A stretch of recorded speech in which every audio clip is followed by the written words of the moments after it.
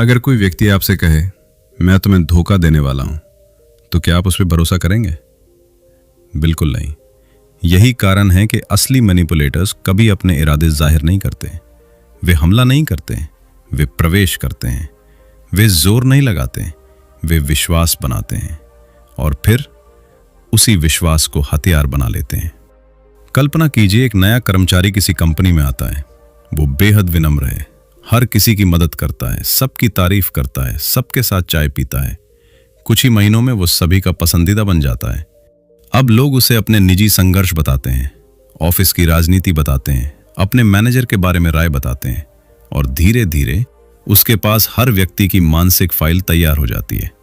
फिर एक प्रमोशन आता है और अचानक वही व्यक्ति उन सूचनाओं का इस्तेमाल अपने फायदे के लिए करने लगता है। क्या वो रातों रात बुरा बन गया? नहीं, वो शुरू से जानकारी इकट्ठा कर रहा था। मैनिपुलेशन की पहली सच्चाई ये है कि लोग आपकी ताकत पर नहीं, आपकी भावनाओं पर हमला करते हैं। क्यों? क्योंकि भावनाएं तर्क से ज्यादा शक्तिशाली होती हैं। जब कोई आपके अंदर अपराध बोध पैदा करता है तो आप वो भी कर देते हैं जो आप सामान्य स्थिति में कभी नहीं करते। जब कोई आपके अंदर डर पैदा करता है तो आप अपनी स्वतंत्रता छोड़ देते हैं। जब कोई आपके अंदर प्रेम का भ्रम पैदा करता है तो आप अपनी सीमाएं तोड़ देते हैं। मैनिपुलेटर्स ये बात अच्छी तरह जानते हैं। माकियावेली ने लिखा था कि इंसानों को समझने के लिए उनके शब्द मत देखो, उनके हित देखो, क्योंकि इंसान अक्सर वही करता है जिससे उसका लाभ होता है, वो नहीं जो वो कहता है। आज भी यही सच है। एक व्यक्ति बार बार कह सकता है कि वो आपका दोस्त है, लेकिन असली सवाल यह है, जब उसके हित और आपके हित टकराएंगे तब वो किसे चुनेगा? यही उसका असली चरित्र होगा। एक और उदाहरण देखिए, एक रिश्ता। शुरुआत में सब कुछ परफेक्ट लगता है। सामने वाला व्यक्ति आपकी हर बात समझता है, आपको विशेष महसूस कराता है, हर समय उपलब्ध रहता है। आप सोचते हैं कि आपको अपना जीवन साथी मिल गया, लेकिन धीरे धीरे वो आपके दोस्तों से दूरी बनवाने लगता है, आपके निर्णयों पर प्रभाव डालने लगता है, आपको अपराध बोध महसूस कराने लगता है और एक दिन आपको एहसास होता है कि आपने अपनी स्वतंत्रता खो दी है। ये अचानक नहीं हुआ, ये एक धीमी प्रक्रिया थी, जैसे पानी धीरे धीरे पत्थर को काटता है। सबसे सफल मैनिपुलेटर्स वे नहीं होते जो सबसे ज्यादा झूठ बोलते हैं। सबसे सफल मैनिपुलेटर्स वे होते हैं जो आपको खुद अपनी कहानी पर विश्वास दिला देते हैं। वे आपको आदेश नहीं देते, वे सुझाव देते हैं। वे दबाव नहीं डालते, वे भावनात्मक वातावरण बनाते हैं और फिर आप वही निर्णय लेते हैं जो वे चाहते हैं। आपको लगता है कि यह आपका निर्णय था, लेकिन वास्तव में मंच किसी और ने तैयार किया था। अब एक महत्वपूर्ण प्रश्न, अगर मैनिपुलेटर्स इतने खतरनाक हैं तो उन्हें पहचाना कैसे जाए? कुछ संकेत हमेशा मौजूद होते हैं। वे बहुत जल्दी भरोसा जीतना चाहते हैं। वे आपकी कमजोरियों में असामान्य रुचि दिखाते हैं। वे आपकी सीमाओं का परीक्षण करते हैं। वे बार बार देखते हैं कि आप कितना सहन करेंगे। वे छोटी छोटी बातों में अपराध बोध पैदा करते हैं और सबसे महत्वपूर्ण, वे चाहते हैं कि आप भावनात्मक रूप से उन पर निर्भर हो जाएं, क्योंकि निर्भर व्यक्ति को नियंत्रित करना आसान होता है। याद रखिए, दुनिया का हर प्रभाव मैनिपुलेशन नहीं है, हर सलाह मैनिपुलेशन नहीं है, हर नेतृत्व मैनिपुलेशन नहीं है। फर्क इरादे में है। क्या सामने वाला आपके हित चाहता है या सिर्फ अपना लाभ? यही प्रश्न आपको सही उत्तर देगा। Rule 1, never reveal everything. कल्पना कीजिए, एक शतरंज का खेल चल रहा है। आपने अपनी अगली 5 चालें अपने प्रतिद्वंदी को बता दी हैं। क्या होगा? वो हर चाल के लिए तैयार रहेगा। वो आपके कदमों का अनुमान लगा लेगा और धीरे धीरे खेल आपके हाथ से निकल जाएगा। अब शतरंज की जगह जिंदगी को रखिए। कितने लोग हैं जो आपकी हर योजना जानते हैं? आपका अगला लक्ष्य, आपका अगला निवेश, आपकी अगली नौकरी, आपका अगला कदम। और फिर सोचिए, अगर उन लोगों में से कोई आपके खिलाफ हो जाए तो? यही कारण है कि शक्ति का पहला नियम है, सब कुछ मत बताओ। बहुत से लोग ईमानदारी और खुलापन को एक ही चीज समझते हैं, लेकिन वे अलग हैं। ईमानदार होना अच्छी बात है, खुली किताब बन जाना खतरनाक बात है। हर जानकारी साझा करना परिपक्वता नहीं है, कई बार यह भोलेपन का संकेत होता है। मैकियावेली ने सत्ता की दुनिया को बहुत करीब से देखा था। उसने एक पैटर्न नोटिस किया। जो लोग अपनी योजनाएं जल्दी बता देते थे, वे अक्सर अपने विरोधियों को तैयारी का समय दे देते थे, और जो लोग चुप रहते थे, वे अक्सर सबको चौंका देते थे। एक व्यापारी था। उसने एक नया प्रोजेक्ट शुरू करने का फैसला किया। उत्साह में उसने अपने सभी दोस्तों को बता दिया। सब ने उसकी तारीफ की, कुछ ने सलाह दी, कुछ ने समर्थन दिया, लेकिन कुछ लोग चुप रहे। महीनों बाद उसे पता चला कि उसी आइडिया पर कोई और पहले काम शुरू कर चुका है। उसने महसूस किया कि हर मुस्कुराहट समर्थन नहीं होती। कुछ मुस्कुराहटें जानकारी इकट्ठा करने का तरीका भी होती हैं। मैनिपुलेटर्स जानकारी को सोने की तरह देखते हैं। वे आपके बारे में सब कुछ जानना चाहते हैं। आपको किस बात से गुस्सा आता है, आपको किस बात का डर है, आपको किस चीज की जरूरत है, आप किसकी स्वीकृति चाहते हैं, आपकी सबसे बड़ी कमजोरी क्या है। क्यों? क्योंकि सही बटन मिलने के बाद इंसान को नियंत्रित करना आसान हो जाता है। ध्यान दीजिए, जब कोई व्यक्ति आपसे बहुत निजी सवाल पूछता है लेकिन खुद के बारे में बहुत कम बताता है, तो यह सिर्फ बातचीत नहीं हो सकती, ये जानकारी एकत्र करने की प्रक्रिया भी हो सकती है। शक्तिशाली लोग अक्सर रहस्यमयी नहीं होते, वे बस चयनात्मक होते हैं। वे जानते हैं कि कौन सी बात कब और किस से कहनी है। वे अपनी पूरी मानसिक दुनिया किसी के सामने नहीं खोलते। इसका मतलब यह नहीं कि आपको झूठ बोलना है। इसका मतलब सिर्फ इतना है कि हर सत्य हर व्यक्ति के लिए नहीं होता, हर योजना हर कान के लिए नहीं होती, और हर सपना हर भीड़ के सामने नहीं रखा जाता। आज से एक अभ्यास शुरू कीजिए। अगली बार जब आप किसी समूह में हो, कम बोलिए, ज्यादा सुनिए। आप हैरान रह जाएंगे। लोग अपनी महत्वाकांक्षाएं खुद बता देंगे, अपने डर खुद बता देंगे, अपनी ईर्ष्या खुद दिखा देंगे, अपना चरित्र खुद प्रकट कर देंगे। जब आप बोलते हैं, आप जानकारी देते हैं। जब आप सुनते हैं, आप जानकारी प्राप्त करते हैं, और जानकारी ही शक्ति है। कल्पना कीजिए, दो लोग कमरे में बैठे हैं। पहला लगातार बोल रहा है, दूसरा सिर्फ सुन रहा है। 1 घंटे बाद पहले व्यक्ति के बारे में बहुत कुछ पता चल चुका है, दूसरे व्यक्ति के बारे में लगभग कुछ नहीं। अब बताइए, किसके पास अधिक शक्ति है? अपनी योजनाओं को तब तक सुरक्षित रखो जब तक वे वास्तविकता न बन जाएं। हर व्यक्ति भरोसे के योग्य नहीं होता, और हर कान आपके सपनों के लायक नहीं होता।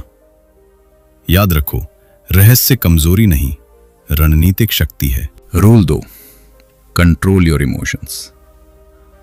दुनिया में 2 तरह के लोग होते हैं।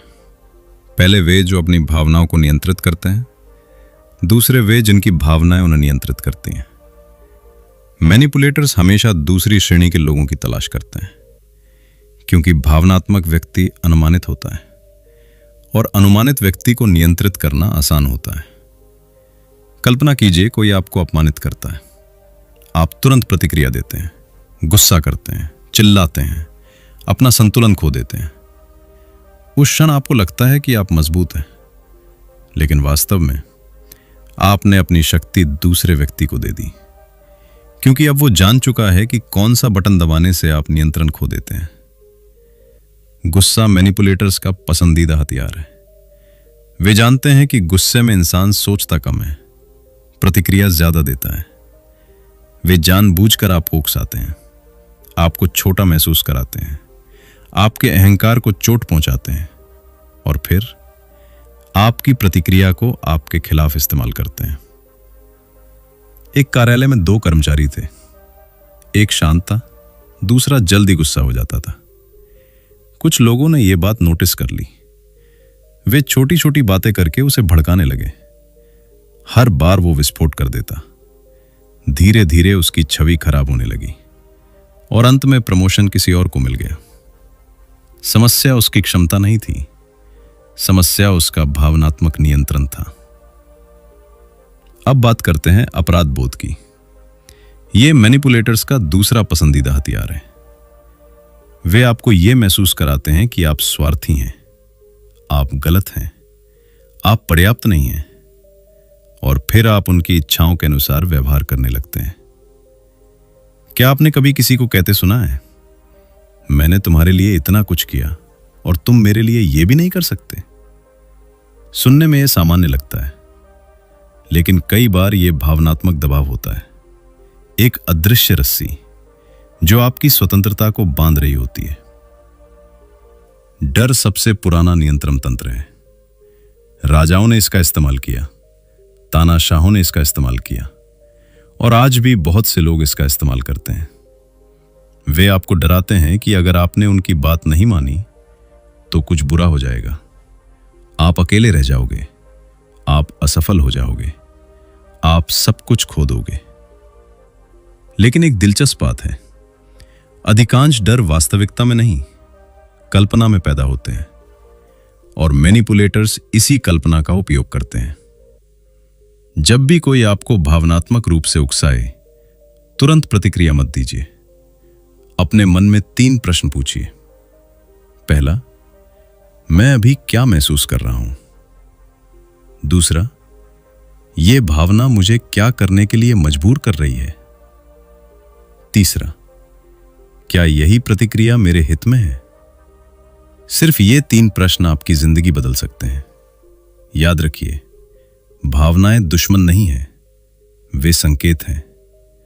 लेकिन जो व्यक्ति हर संकेत पर तुरंत प्रतिक्रिया देता है, वो दूसरों के हाथों की कठपुतली बन जाता है। मैकियावेली ने शक्ति के खेल में एक बात समझी थी, जो व्यक्ति अपने अंदर के तूफान को नियंत्रित कर सकता है, वो बाहरी तूफानों से कम डरता है। जब कोई आपको गुस्सा दिलाता है, जब कोई आपको अपराध बोध में धकेलता है, जब कोई आपको डराता है, तो खुद से पूछिए, क्या मैं अभी निर्णय ले रहा हूं या मेरी भावनाएं मेरे लिए निर्णय ले रही हैं? क्योंकि जिस दिन आपने अपनी भावनाओं पर अधिकार पा लिया, उस दिन मैनिपुलेटर्स की आधी शक्ति खत्म हो जाएगी। Rule 3, master strategic silence. एक अंधेरे कमरे की कल्पना कीजिए। 2 लोग आमने सामने बैठे हैं। पहला व्यक्ति लगातार बोल रहा है, अपनी योजनाएं बता रहा है, अपने विचार बता रहा है, अपनी शिकायतें बता रहा है। दूसरा व्यक्ति शांत है, वो सिर्फ सुन रहा है। 1 घंटे बाद पहले व्यक्ति ने अपनी पूरी मानसिक दुनिया खोल दी है, दूसरे व्यक्ति ने लगभग कुछ भी प्रकट नहीं किया। अब सोचिए, किसके पास अधिक शक्ति है? ज्यादातर लोग चुप्पी से असहज हो जाते हैं। कुछ सेकंड की खामोशी उन्हें बेचैन कर देती है। उन्हें लगता है कि उन्हें कुछ कहना चाहिए, कुछ समझाना चाहिए, कुछ साबित करना चाहिए, और यही उनकी गलती बन जाती है। क्योंकि चुप्पी अक्सर वो सच बाहर निकाल देती है जो शब्द कभी नहीं निकाल सकते। मैनिपुलेटर्स जानते हैं कि लोग चुप्पी से डरते हैं, इसलिए वे आपको लगातार बोलने पर मजबूर करते हैं। वे सवाल पूछते हैं, वे आपकी भावनाएं उकसाते हैं। वे चाहते हैं कि आप जल्दबाजी में कुछ ऐसा कह दें जिसका इस्तेमाल बाद में किया जा सके। एक अनुभवी पूछताछ अधिकारी अक्सर कम बोलता है। क्यों? क्योंकि वो जानता है कि लंबे मौन के बाद लोग खुद बोलना शुरू कर देते हैं। वे सफाई देने लगते हैं, वे अतिरिक्त जानकारी देने लगते हैं, वे खुद अपने विरोधाभास उजागर कर देते हैं। यही सिद्धांत रोजमर्रा की जिंदगी में भी काम करता है। जब कोई आपको उकसाए, तुरंत जवाब मत दीजिए। जब कोई अपमान करे, तुरंत प्रतिक्रिया मत दीजिए। जब कोई आपकी परीक्षा ले, तुरंत अपनी स्थिति स्पष्ट मत कीजिए। कई बार आपकी चुप्पी आपके शब्दों से अधिक प्रभावशाली होती है। मैनिपुलेटर्स निश्चितता पसंद करते हैं। वे जानना चाहते हैं कि आप क्या सोचते हैं, आप क्या महसूस करते हैं, आपका अगला कदम क्या होगा। लेकिन जब आप हर बात पर प्रतिक्रिया देना बंद कर देते हैं, तो उनके लिए आपको पढ़ना कठिन हो जाता है, और जो व्यक्ति पढ़ा नहीं जा सकता, उसे नियंत्रित करना भी कठिन हो जाता है। कल्पना कीजिए, कोई व्यक्ति आपको संदेश भेजता है। उसका उद्देश्य आपको भावनात्मक प्रतिक्रिया देने के लिए उकसाना है। वह उम्मीद करता है कि आप गुस्से में जवाब देंगे, बहस करेंगे, अपना बचाव करेंगे, लेकिन आप शांत रहते हैं।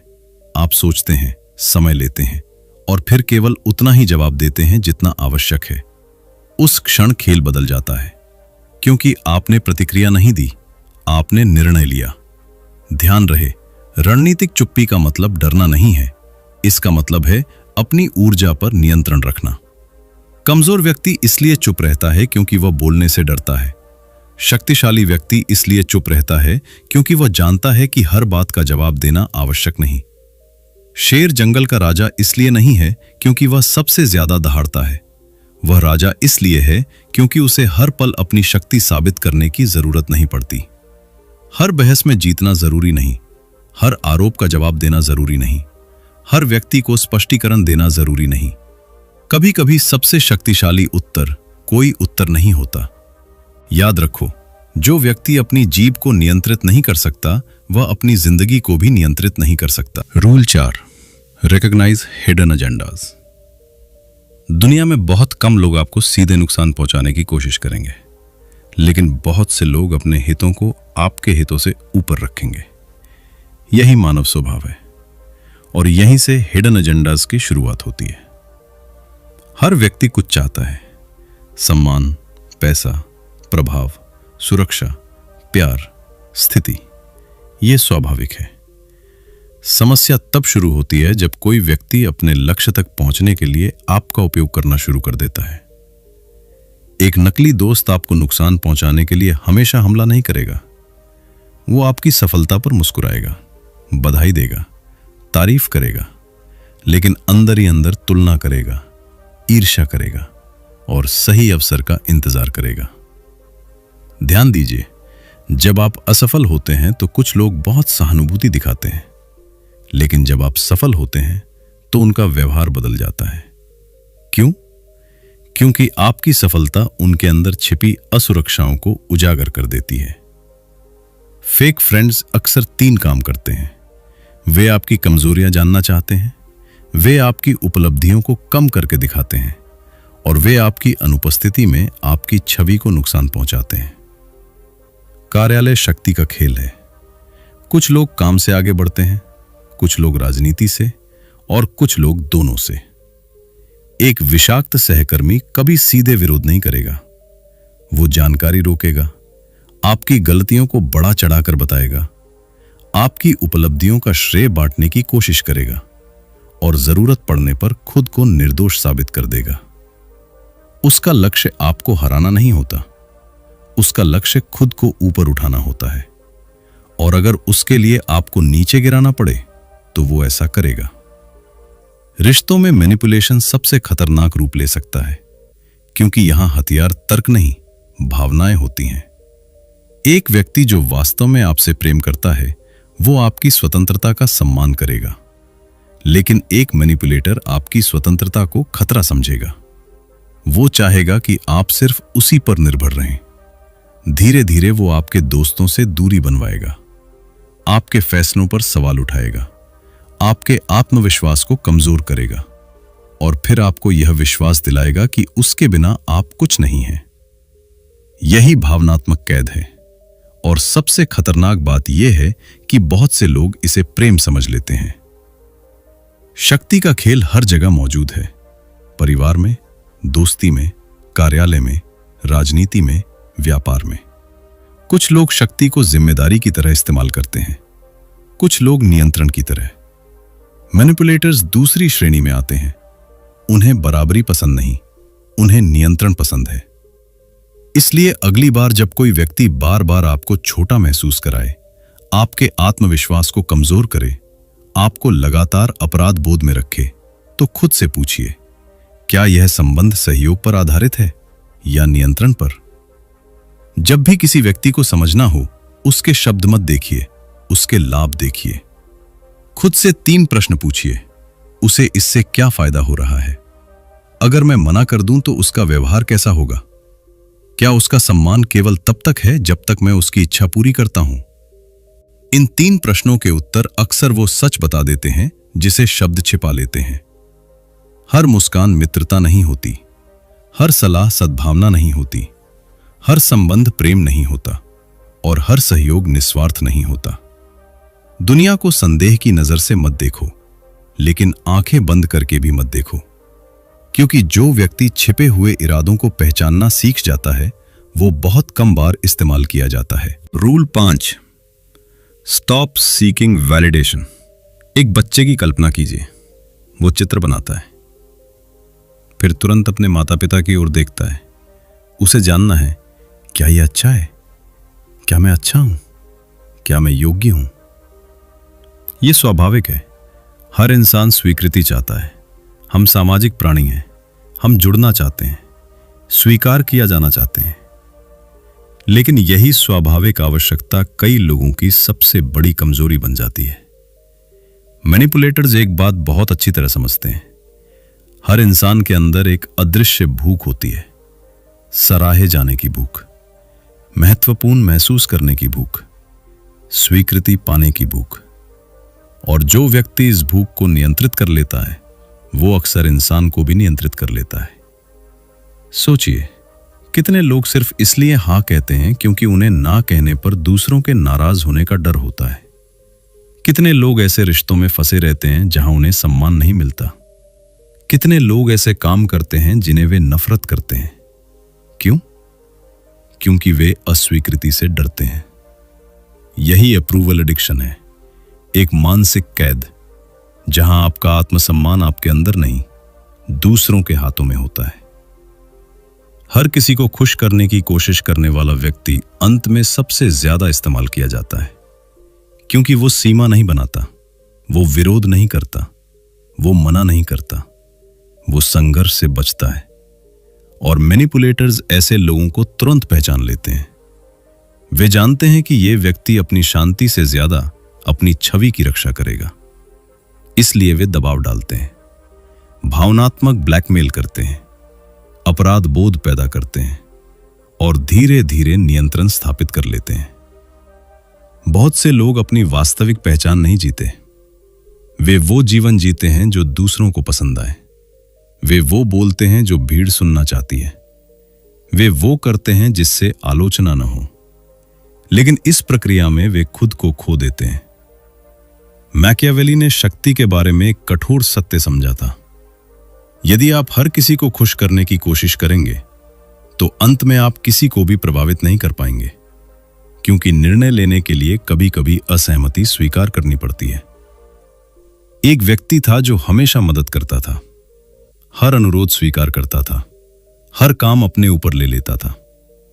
लोग उसे अच्छा इंसान कहते थे, लेकिन धीरे धीरे वो थक गया, कड़वा हो गया, निराश हो गया, क्योंकि वो सम्मान नहीं खरीद रहा था, वो स्वीकृति खरीदने की कोशिश कर रहा था। और स्वीकृति कभी पर्याप्त नहीं होती। आज भी बहुत से लोग यही गलती करते हैं। वे अपने मूल्य को दूसरों की राय से मापते हैं, लेकिन दूसरों की राय मौसम की तरह बदलती रहती है। अगर आपका आत्मसम्मान उस पर आधारित है, तो आपकी मानसिक स्थिति भी बदलती रहेगी। अपने आप से एक प्रश्न पूछिए, अगर पूरी दुनिया आपकी आलोचना करे, लेकिन आपको पता हो कि आप सही हैं, तो क्या आप फिर भी अपने निर्णय पर कायम रहेंगे? यही मानसिक स्वतंत्रता है। यही वो शक्ति है जिसे मैनिपुलेटर्स आपसे छीनना चाहते हैं, क्योंकि जिस व्यक्ति को खुद की स्वीकृति मिल चुकी हो, उसे नियंत्रित करना बेहद कठिन होता है। हर किसी को खुश करना आपका काम नहीं है।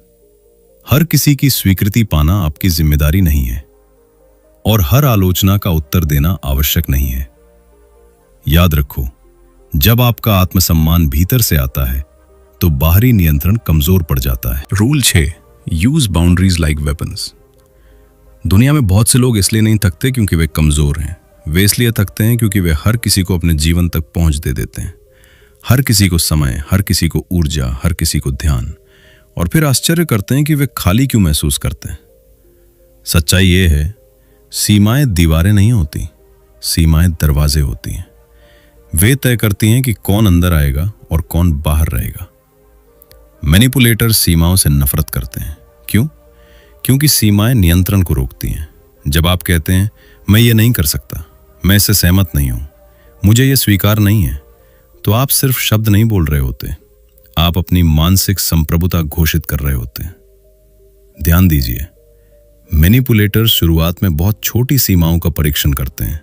वे आपका समय लेते हैं, आपकी निजी जगह में हस्तक्षेप करते हैं, आपकी प्राथमिकताओं को नजरअंदाज करते हैं और देखते हैं कि आप कितना सहन करेंगे। अगर आप विरोध नहीं करते, तो वे आगे बढ़ते हैं, फिर और आगे, फिर और आगे, जब तक कि आपकी सीमाएं लगभग समाप्त ना हो जाएं। ना एक छोटा शब्द है, लेकिन बहुत से लोगों के लिए यह सबसे कठिन शब्द है। क्यों? क्योंकि उन्हें डर है कि लोग नाराज हो जाएंगे, उन्हें अस्वीकार कर देंगे, उनके बारे में बुरा सोचेंगे।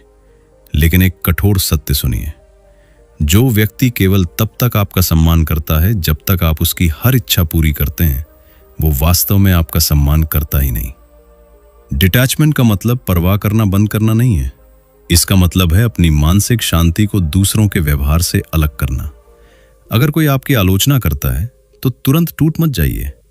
अगर कोई आपकी प्रशंसा करता है तो तुरंत उड़ने मत लगिए, क्योंकि जो व्यक्ति आपकी भावनाओं को ऊपर उठा सकता है वही उन्हें नीचे भी गिरा सकता है। शक्ति तब आती है जब आपकी आंतरिक स्थिरता दूसरों के व्यवहार पर निर्भर नहीं रहती। कल्पना कीजिए आपके पास हर दिन सीमित ऊर्जा है। अगर हर व्यक्ति उसका एक हिस्सा ले जाए तो आपके अपने लक्ष्यों के लिए क्या बचेगा? यही कारण है कि सफल लोग अपने समय और ध्यान की रक्षा करते हैं। वे हर निमंत्रण स्वीकार नहीं करते, हर बहस में शामिल नहीं होते, हर नाटक का हिस्सा नहीं बनते। वे जानते हैं कि ऊर्जा भी एक मुद्रा है और उसे बुद्धिमानी से खर्च करना चाहिए। एक युवा व्यक्ति अपने जीवन में हर किसी को खुश करने की कोशिश करता था, दोस्तों को, परिवार को, सहकर्मियों को, सभी को। वर्षों बाद उसे एहसास हुआ कि उसने एक व्यक्ति को सबसे ज्यादा निराश किया था, खुद को। उसने पहली बार ना कहना शुरू किया, पहली बार अपनी प्राथमिकताओं को महत्व दिया, पहली बार अपनी शांति की रक्षा की। और आश्चर्यजनक रूप से जो लोग सिर्फ उसका उपयोग कर रहे थे वे दूर चले गए, लेकिन जो वास्तव में उसका सम्मान करते थे वे बने रहे। सीमाएं स्वार्थ नहीं है, सीमाएं आत्मसम्मान है। हर ना किसी और को अस्वीकार नहीं करता, कई बार वो खुद को स्वीकार करने का तरीका होता है। याद रखो, अगर आप अपनी सीमाओं की रक्षा नहीं करेंगे तो कोई और भी नहीं करेगा। Rule 7, become unpredictable. जंगल में शिकार करने वाले शिकारी एक नियम जानते हैं, अगर शिकार हर बार एक ही रास्ते से जाता है तो उसे पकड़ना आसान हो जाता है। लेकिन अगर उसका व्यवहार बदलता रहे, अगर उसकी दिशा बदलती रहे, अगर उसकी गति बदलती रहे, तो उसका पीछा करना कठिन हो जाता है। मानव व्यवहार भी कुछ ऐसा ही है। मैनिपुलेटर्स भविष्यवाणी करना पसंद करते हैं। वे जानना चाहते हैं कि आप क्या करेंगे, कब गुस्सा होंगे, कब डरेंगे, कब झुकेंगे, कब मना नहीं कर पाएंगे। और जिस दिन वे ये पैटर्न समझ लेते हैं, उसी दिन आपका एक हिस्सा उनके नियंत्रण में चला जाता है। कल्पना कीजिए कि हर बार जब कोई आपको दोषी महसूस कराता है, आप झुक जाते हैं। हर बार जब कोई आपको डराता है, आप पीछे हट जाते हैं। हर बार जब कोई आपको प्रशंसा देता है, आप तुरंत उसके पक्ष में हो जाते हैं। अब सोचिए, क्या आपको नियंत्रित करना कठिन होगा? नहीं, क्योंकि आपका व्यवहार एक मशीन की तरह अनुमानित हो चुका है। मैनिपुलेटर्स लोगों को पढ़ते हैं। वे उनके पैटर्न देखते हैं, उनकी आदतें देखते हैं, उनकी प्रतिक्रियाएं देखते हैं और फिर उन्हीं पैटर्न का उपयोग करते हैं। रहस्यमय बनने का मतलब नकली बनना नहीं है। इसका मतलब ये नहीं कि आप हर समय खेल खेलें। इसका मतलब केवल इतना है कि आप हर विचार, हर भावना और हर योजना दुनिया के सामने न रखें। आज की दुनिया में लोग अपने जीवन का हर हिस्सा सार्वजनिक कर देते हैं। वे क्या सोचते हैं, क्या महसूस करते हैं, कहां जा रहे हैं, क्या करने वाले हैं। लेकिन जितनी अधिक जानकारी उपलब्ध होती है, उतना ही आसान हो जाता है किसी को पढ़ना। और जितना आसान कोई पढ़ा जाए, उतना आसान उसे प्रभावित करना होता है। कल्पना कीजिए कि कोई व्यक्ति आपको उकसाता है। वो उम्मीद करता है कि आप हमेशा की तरह प्रतिक्रिया देंगे, लेकिन इस बार आप शांत रहते हैं। वो फिर प्रयास करता है, फिर भी आप प्रतिक्रिया नहीं देते। अचानक उसका पूरा मानसिक मॉडल टूटने लगता है, क्योंकि उसे समझ नहीं आता कि अब आपको नियंत्रित कैसे किया जाए। यही कंट्रोल्ड अनप्रेडिक्टेबिलिटी है, अराजकता नहीं, रणनीतिक लचीलापन। इतिहास में कई सफल नेताओं की शक्ति का एक कारण यह था कि उनके विरोधी उनकी अगली चाल का अनुमान नहीं लगा पाते थे। जब कोई व्यक्ति हर परिस्थिति में एक जैसा व्यवहार करता है, तो वो पढ़ी हुई किताब बन जाता है। लेकिन जब कोई व्यक्ति परिस्थितियों के अनुसार सोच समझकर प्रतिक्रिया देता है, तो वो अनुमान लगाना कठिन हो जाता है। सबसे मजबूत व्यक्ति वो नहीं जो सबसे अधिक शक्तिशाली हो, सबसे मजबूत वो है जो सबसे अधिक अनुकूलनशील हो। पानी को देखिए, वो कठोर नहीं है, लेकिन फिर भी चट्टानों को काट देता है। क्यों? क्योंकि वो परिस्थिति के अनुसार अपना आकार बदल सकता है। मैनिपुलेटर्स कठोर पैटर्न खोजते हैं, इसलिए अपने व्यवहार में जागरूकता लाइए। अपनी प्रतिक्रियाओं को स्वचालित मत होने दीजिए। निर्णय कीजिए, चुनाव कीजिए, और कभी भी दूसरों को यह मत बताइए कि कौन सा बटन दबाने से आप हमेशा एक जैसी प्रतिक्रिया देंगे। अनुमानित व्यक्ति नियंत्रित किया जा सकता है, जागरूक व्यक्ति नहीं। याद रखो, तुम्हें रहस्य बनने की जरूरत नहीं है, लेकिन तुम्हें इतनी आसानी से पढ़ी जाने वाली किताब भी नहीं बनना चाहिए कि कोई भी तुम्हारे अगले पन्ने का अनुमान लगा सके। Final chapter, the dark truth about human nature. अब तक हमने 7 नियमों की बात की, लेकिन इन सभी नियमों के पीछे एक गहरी सच्चाई छिपी है। एक ऐसी सच्चाई जिसे बहुत से लोग स्वीकार नहीं करना चाहते। वो सच्चाई ये है, अधिकांश लोग सबसे पहले अपने हितों के बारे में सोचते हैं। ये सुनने में कठोर लग सकता है, लेकिन इतिहास इसे बार बार साबित करता है। राजनीति में, व्यापार में, रिश्तों में, युद्धों में, दोस्तियों में। इसका मतलब यह नहीं कि दुनिया बुरी है। इसका मतलब सिर्फ इतना है कि इंसान इंसान है। उसकी इच्छाएं हैं, उसके डर हैं, उसकी महत्वाकांक्षाएं हैं, और अक्सर उसके निर्णय इन्हीं चीजों से प्रभावित होते हैं। बहुत से लोग ये मानकर चलते हैं कि हर कोई उनके जैसा सोचता है। अगर वे ईमानदार हैं तो सामने वाला भी होगा, अगर वे वफादार हैं तो दूसरा भी होगा, अगर वे दयालु हैं तो दुनिया भी वैसी ही होगी। लेकिन यही भ्रम उन्हें असुरक्षित बना देता है। बुद्धिमानी का अर्थ यह नहीं कि आप हर किसी पर संदेह करें। बुद्धिमानी का अर्थ है कि आप वास्तविकता को वैसे देखें जैसी वो है, न कि जैसी आप चाहते हैं कि वो हो। शक्ति केवल राजनीति में नहीं होती, वो हर संबंध में होती है। जब कोई आपके निर्णयों को प्रभावित करता है, वहां शक्ति है। जब कोई आपकी भावनाओं को नियंत्रित करता है, वहां शक्ति है। जब कोई आपको आपकी इच्छा के विरुद्ध कुछ करने के लिए मजबूर करता है, वहां शक्ति है। शक्ति हमेशा बुरी नहीं होती, लेकिन अनजानी शक्ति खतरनाक होती है। इसलिए जागरूकता आवश्यक है, क्योंकि जिस खेल को आप देख नहीं सकते, उससे खुद को बचाना भी मुश्किल है। इस पूरी ऑडियो बुक का उद्देश्य आपको डराना नहीं है, उद्देश्य आपको जगाना है। क्योंकि मैनिपुलेटर्स अंधेरे में काम करते हैं, वे अनजानेपन पर निर्भर करते हैं, वे भावनात्मक प्रतिक्रियाओं पर निर्भर करते हैं, वे आपकी असुरक्षाओं पर निर्भर करते हैं। लेकिन जब आप जागरूक हो जाते हैं तो खेल बदल जाता है। अब आप समझते हैं कि जानकारी क्यों शक्ति है। अब आप समझते हैं कि भावनात्मक नियंत्रण क्यों आवश्यक है। अब आप समझते हैं कि चुप्पी क्यों प्रभावशाली है। अब आप समझते हैं कि सीमाएं क्यों जरूरी हैं। और सबसे महत्वपूर्ण, अब आप समझते हैं कि आपका मन ही आपका सबसे बड़ा किला है। क्या इसका मतलब है कि अब कोई आपको कभी धोखा नहीं देगा? नहीं। क्या इसका मतलब है कि अब कोई आपको कभी प्रभावित नहीं कर पाएगा? नहीं। लेकिन इसका मतलब यह है कि आप अधिक जागरूक होंगे, अधिक सतर्क होंगे, अधिक स्वतंत्र होंगे। आप हर मुस्कान पर विश्वास नहीं करेंगे, लेकिन हर किसी से डरेंगे भी नहीं। आप भावनाएं महसूस करेंगे, लेकिन उनके गुलाम नहीं बनेंगे। आप संबंध बनाएंगे, लेकिन अपनी पहचान खोकर नहीं। आप लोगों पर भरोसा करेंगे, लेकिन आंखें बंद करके नहीं। और यही मानसिक शक्ति है।